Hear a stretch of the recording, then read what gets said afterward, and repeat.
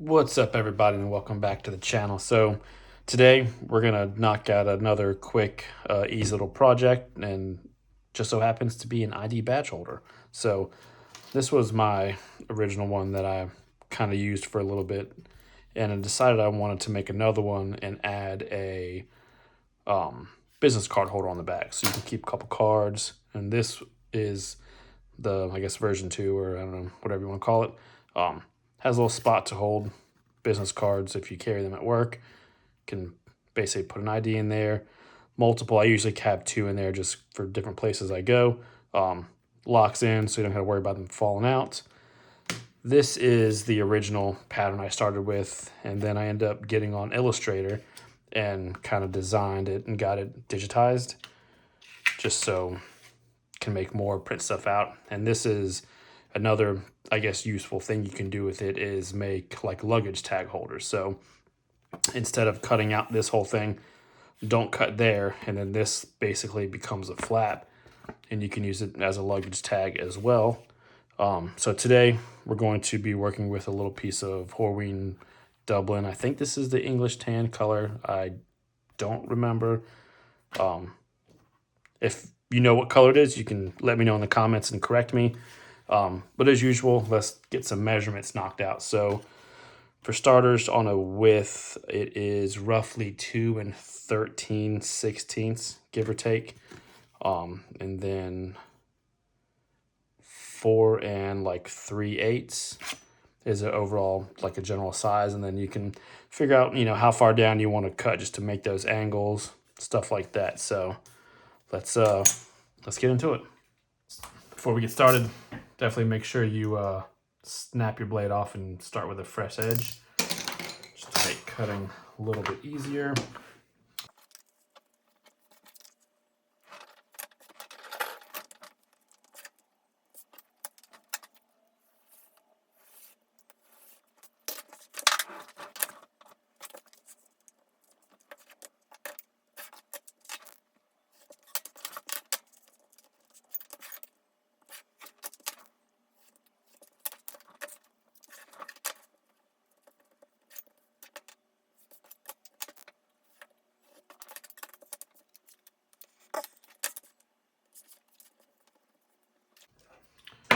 To cut these out, I basically just kind of box in where I want the ID window to go, and then I just use this little corner punch or whatever and mark my corners, and then just connect the lines.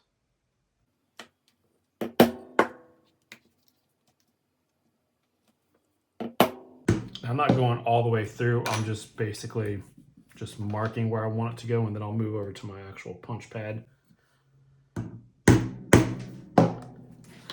actually run it through. So you can see, I think, not all the way through. I guess while I'm here, I can go ahead and just cut these corners. Actually, I'll wait and I'll do that later. No, let's do it now.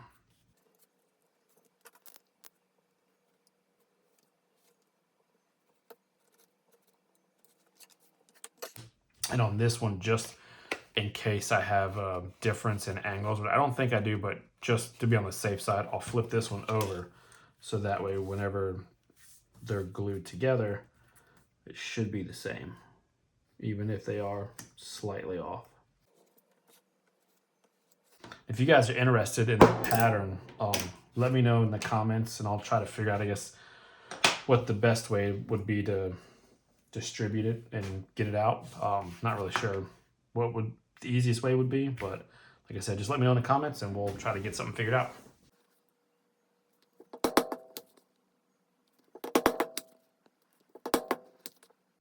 was cooking breakfast yesterday morning. Grease got me. Seems like it happens every time. So you can see those are cut out, punched all the way through. So now we just need to connect those lines. And let's see if I can just slide this over without shaking you guys too much. Is that good? Cool. Now when I do this, I don't actually go all the way over just because I don't want, because of that angle, to cut into the other side. So I'll basically go through and get all my lines pretty much done. And then I'll flip it over. Well, not flip it over, but twist it and cut it the other way. So that way it doesn't cut into the keep leather, good leather, whatever. So this is what I mean. I'll flip it over now and I'll just finish my cuts.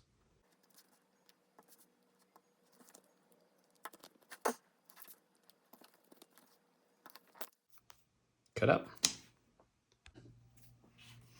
Now what I'll do is I'll just kind of do a quick sand and try to get some of this stuff smoothed out. This is just some 400 grit.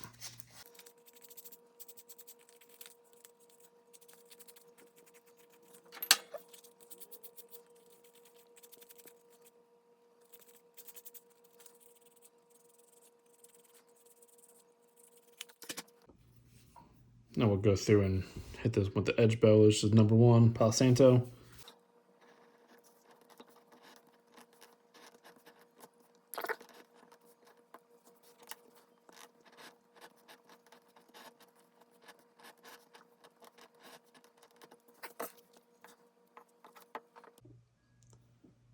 All right, so I got some Phoebing's dark brown leather dye in here.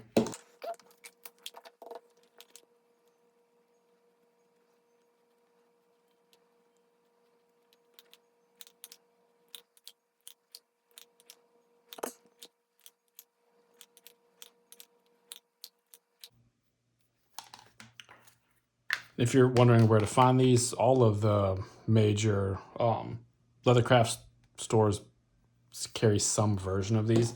I got these off of Amazon, and they're just acrylic marker. These are by Montana. They weren't crazy expensive. Like I said, I found them on Amazon, but all of the major leather suppliers carry some form of them. I think some of them even come with interchangeable tips where you can swap them out, so they're not the the big fat tips. They're more of like a domed paint marker style tips. So a little bit of variety.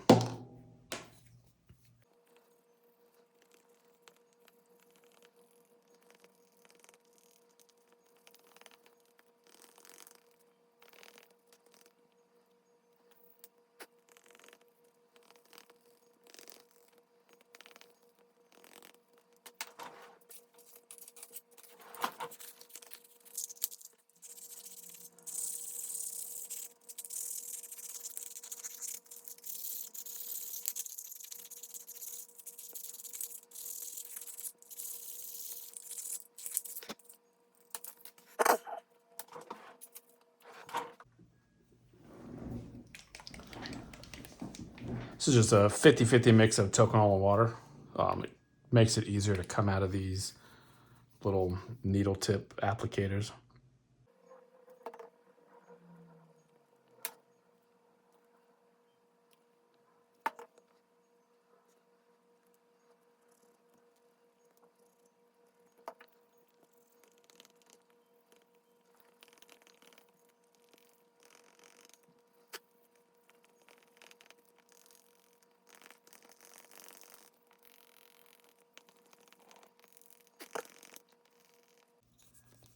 And what I'm doing is I'll start with the first one, and then after I get around, I'll move over to the second one. Just because I've noticed that like this one is really good at getting like the sides, and then once you get over to here, it's really good at getting the tops. And that varies between your different thickness of leathers.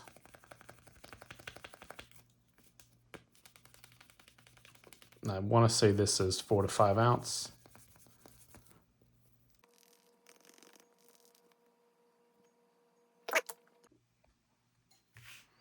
Then what I usually do to mark like where I need to stop and start my stitching and my glue is I just use these little bump jig and straight jigs.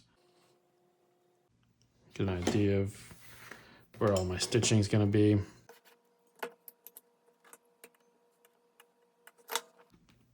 That should be about the same. So it brings it down enough to where you can still open it to grab your badges or IDs without, really having to stretch it out. And then probably just do the same on this side and mark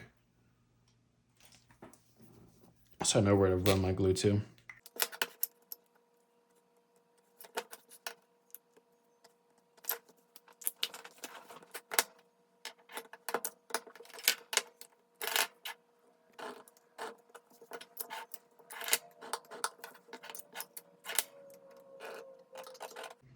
And the spacing on these, this is 1/4 inch, I want to say 1/2 inch.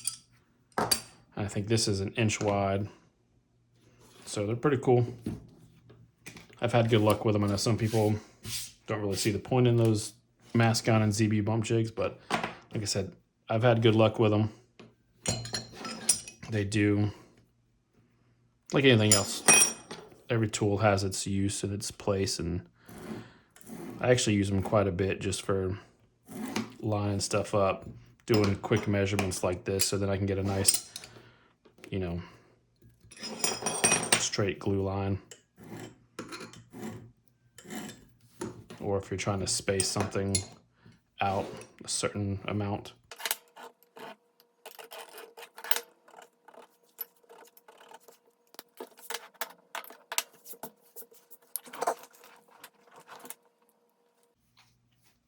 I think I'm running low on glue in here. So the glue I've been using for a while is this Intercom, the Eco Stick. Got it from Tannery Row. Got one of their mystery bundles one year for Christmas, and they threw this in there, and it's worked great for me. Can't complain.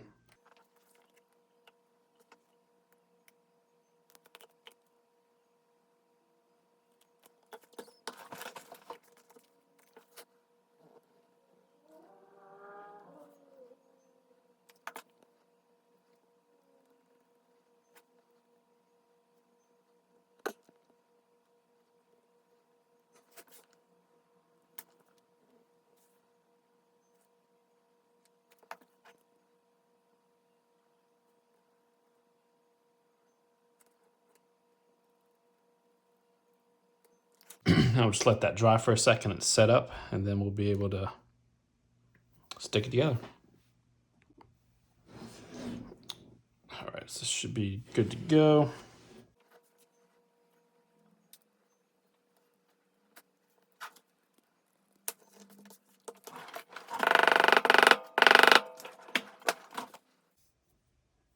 All stuck together. So now what we'll do is we'll cut that hole right there, and I'll show you how I do that. All right, so this is just a arbor press. I mean, you can't really see it because the way I have my tripod set up. This is just a cheap cutting board to punch the hole in the top, right? I just basically take this, set it on here, right? And get it lined up to where I want it. And these that I'm using to punch the hole is one of those like cheap kits I picked up off Amazon that comes with a bunch of different shapes, all different sizes. They're pretty cheap. I think I paid like 20 bucks for it, maybe. It's come in handy a few times. I'm just lining that up. Kind of get it close. Well, not close, but as good as you can.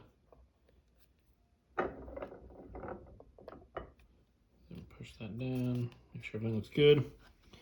Send it home. So there's that. You can see it cut all the way through.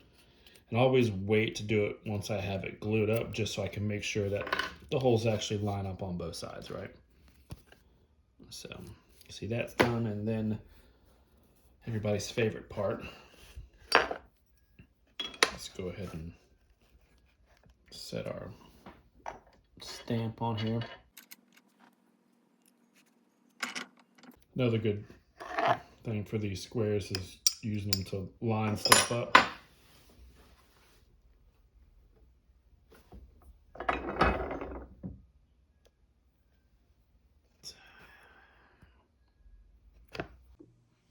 Guess now that we have that stamped, we'll go through and just hit this, just bevel that edge.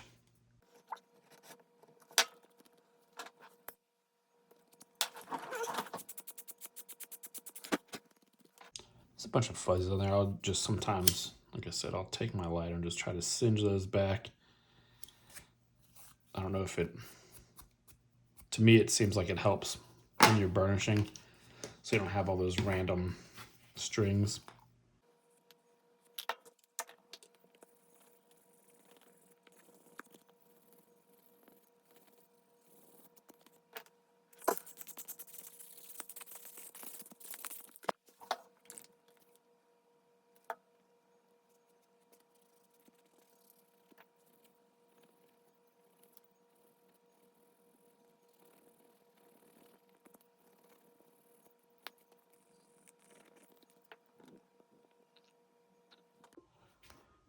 All right, so got that all cleaned up. I went through and sanded some of these edges down just to get them all the same. So I like to save this, and I'll kind of pop that back in there. So when I turn it upside down, it stays all kind of level. And I'll bring this over here so we can get it marked where we need to.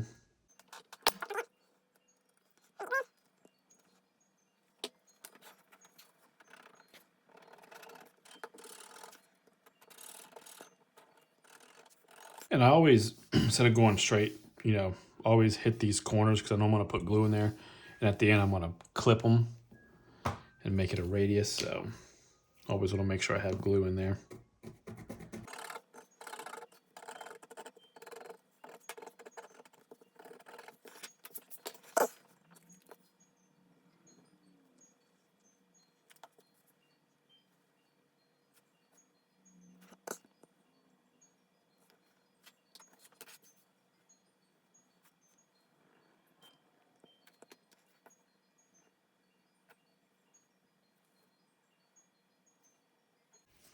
Cool. So we'll let that dry and set up and then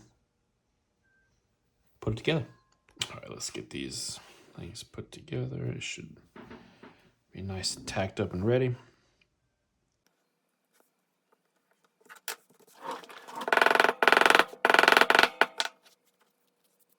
Always try to wipe the glue off. And then now we can go ahead and cut our corners, and you can do it. There's a couple different ways you could do it. You can use one of these, and these work great. I've done them with these for a long time. What I find is if you angle them in a little bit, they'll actually cut down straight. If you keep them, straight up and down, as you cut, it'll actually walk its way out. But if you angle it just a little bit, it'll keep your cut nice and straight. Recently picked one of these up, I guess maybe like a month or two ago, just to kind of try out. It gives you, basically it's the size of a credit card, gives you different radiuses, but then it also gives you all of these curves you can use as well. And all I do is basically, you can even use, I've seen people use a coin to do it, but get it in your corner and then just do a couple small cuts.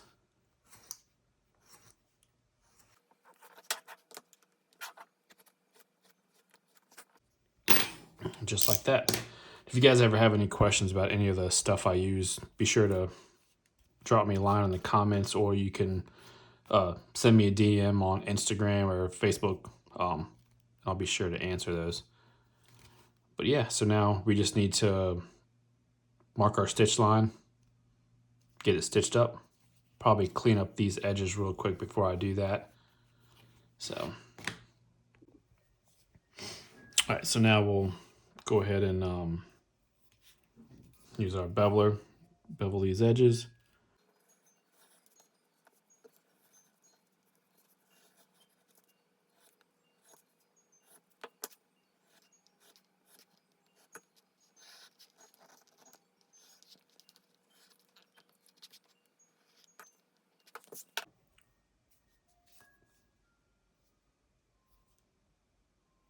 Cool. All right, so now let's get our wing dividers and put our stitch line in.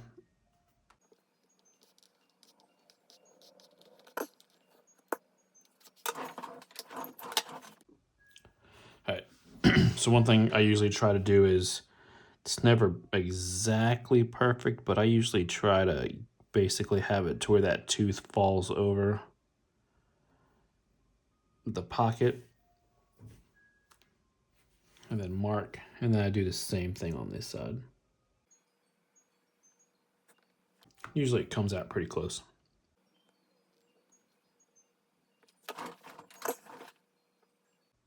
When I'm doing my corners, I usually try not to dig down too deep just in case I have to adjust it at all. Dang, that was like dead on. Sometimes I get lucky. Cool, so let's punch those holes and then stitch it up and finish the edges, and then we're done.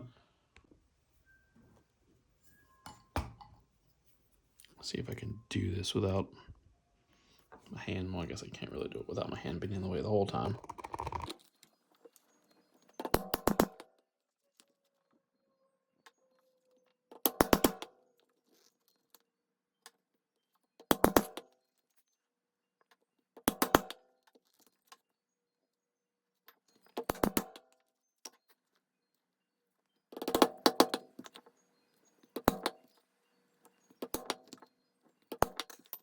Cool.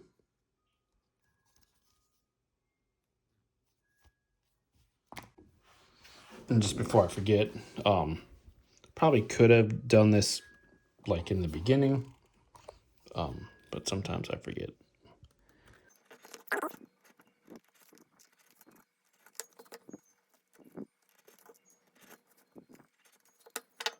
I really don't worry too much about hitting those, just because once it's together and you have the clasp on there, you really don't see it too bad. So I'm going to use some Ritz Tiger thread. This is the cream color. Whenever I'm measuring out my thread, I always do it basically whatever the length is,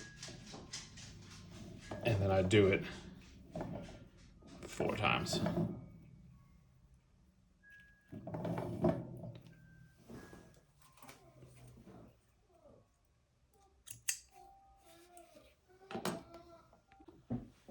And I'm sure most of you already know this, but when you're cutting your thread, cut it at an angle, so that way whenever you are feeding or threading your needles, it makes it a little bit easier to get it in.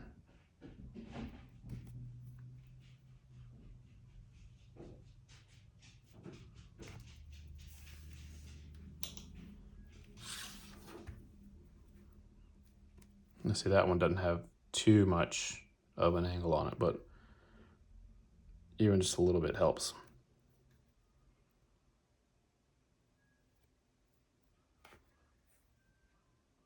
A lot of people will go like 2, like they'll run the needle through the thread twice. I just do it once. Never had an issue.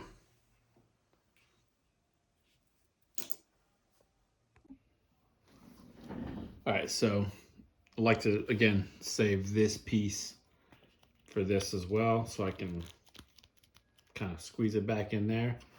So that way, whenever you clamp it in your stitching pony, it's got a little bit of backing back here.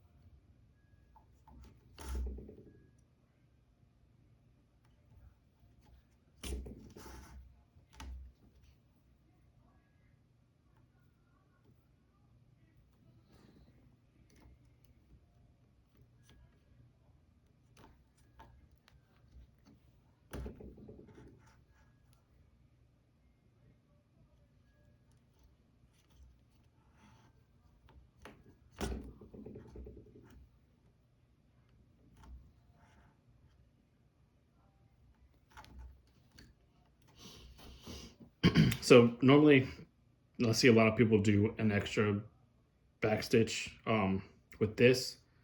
I'm not going to, just because it's not under a lot of wear and tear. It's and it also, not doing another one makes it symmetrical, so they'll both be the same. And then I see a lot of people will kind of wrap the thread back through to have them both on one side. You can do that. On this, I'm not. I'm just gonna basically just snip it and melt the edges. It'll be a little bit on each side.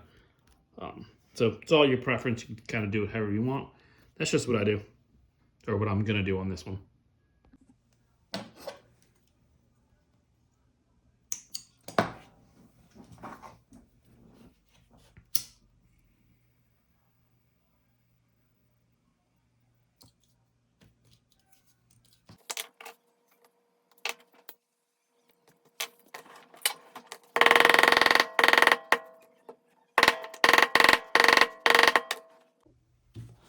All right, so stitch together, hammer the threads down.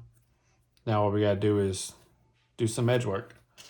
So 400 grit sandpaper. I'm just gonna try to just clean this up.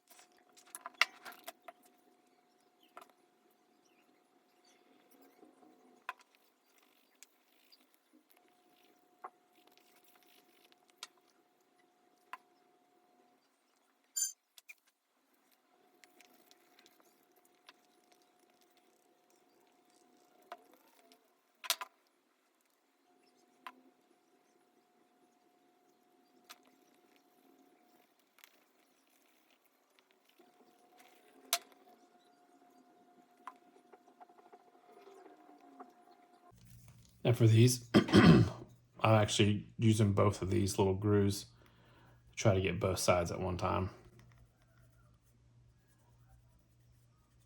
Sometimes it works out, sometimes it doesn't.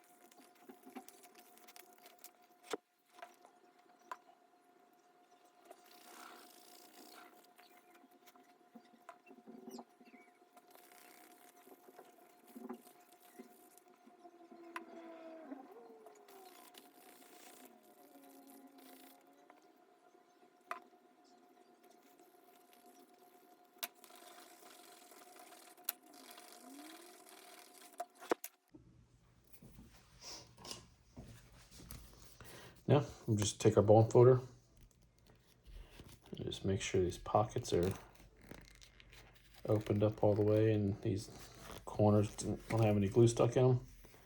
Same thing here.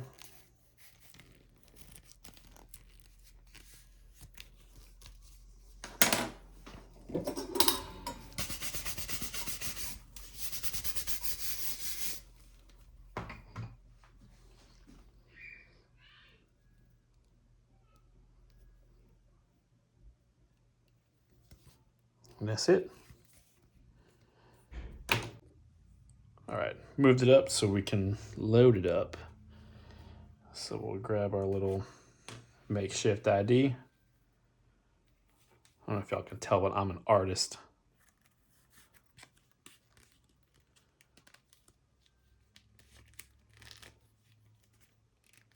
Slide it in, flip it over. Got a spot to put some business cards.